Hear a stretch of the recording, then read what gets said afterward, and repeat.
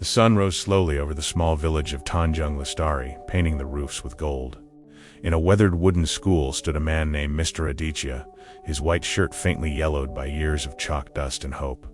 Today he began again with 20 restless souls. His classroom smelled of old books and wet soil. The desks were carved with initials, traces of generations who'd passed through. Mr. Aditya placed his bag down and looked around. He didn't see just students, he saw stories waiting to be told, dreams waiting to be found. Among the faces sat Rina, the shy girl who always looked down, afraid to speak. Beside her, Bhima, the boy with worn sandals and a stubborn glare. They were children of farmers, fishermen, and laborers, each carrying burdens bigger than their years. Mr. Aditya began. Before we learn numbers or letters, I want to know one thing. What do you dream of becoming? The room fell silent, eyes widened. No one had ever asked that before. Dreams felt like a luxury they couldn't afford. Finally, a small hand rose.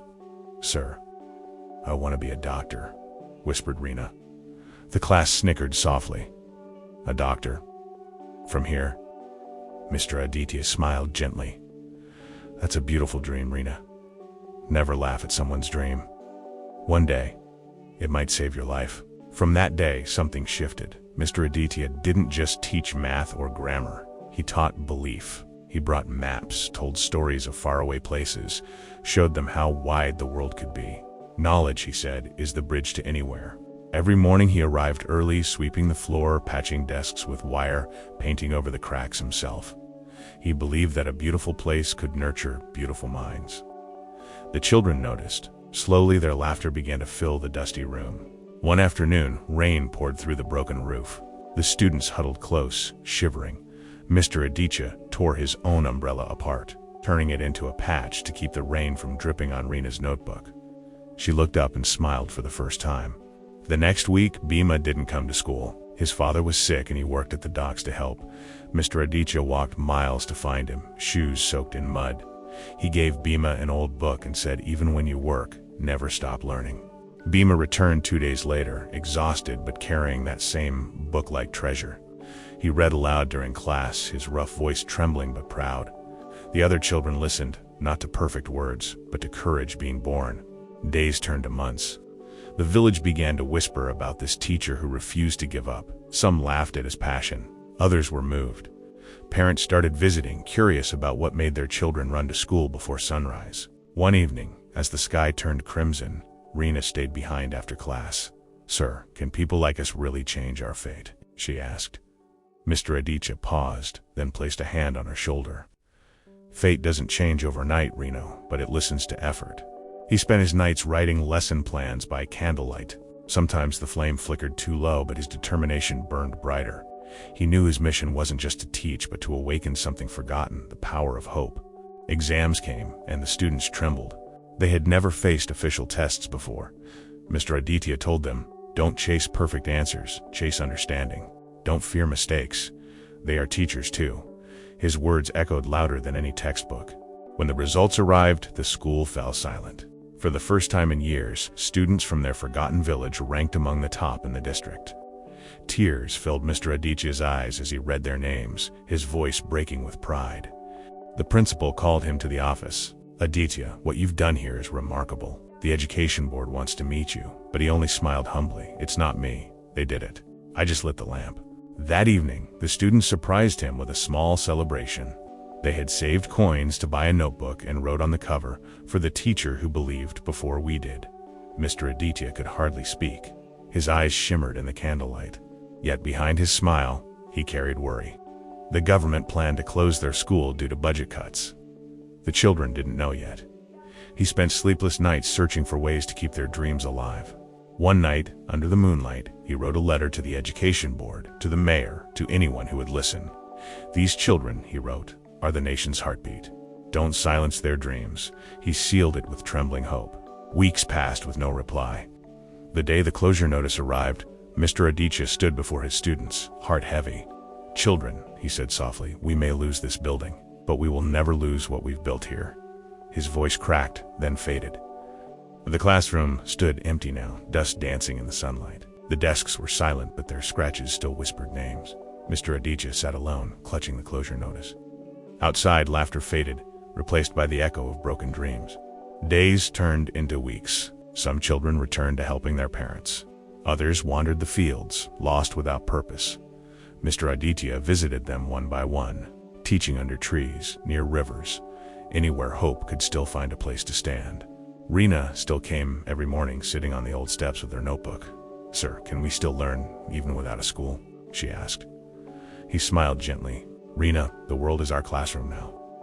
The lessons haven't ended, only the walls have." Unbeknownst to him, one of his letters had reached the hands of a journalist in the city. Moved by his words, she wrote an article titled, "The Teacher Who Refused to Let Dreams Die."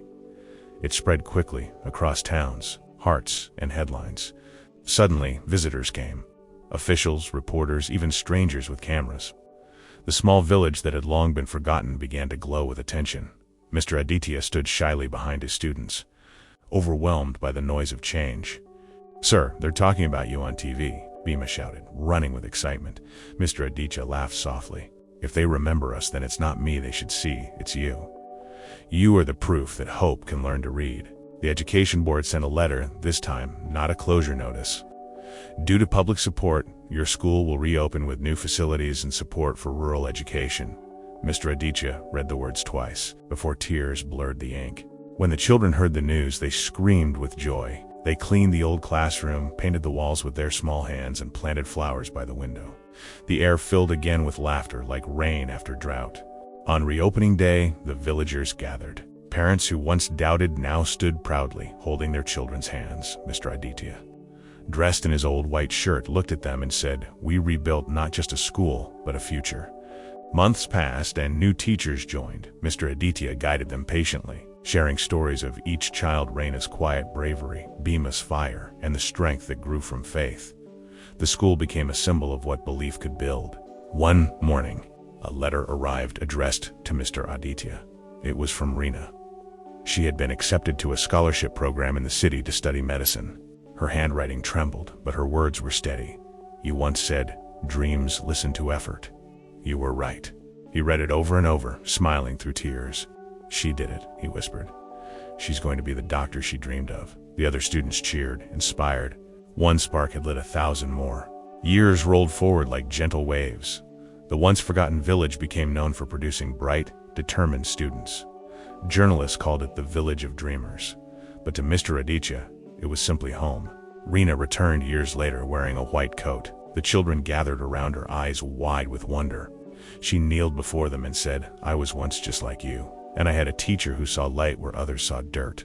Mr. Aditya stood quietly at the back, smiling. "You've come full circle," he said softly. Rena hugged him tightly. "No, sir, you are the circle.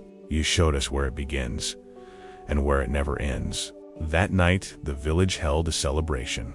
Lanterns floated into the sky, carrying wishes and gratitude. Mr. Aditya watched them rise, glowing against the stars.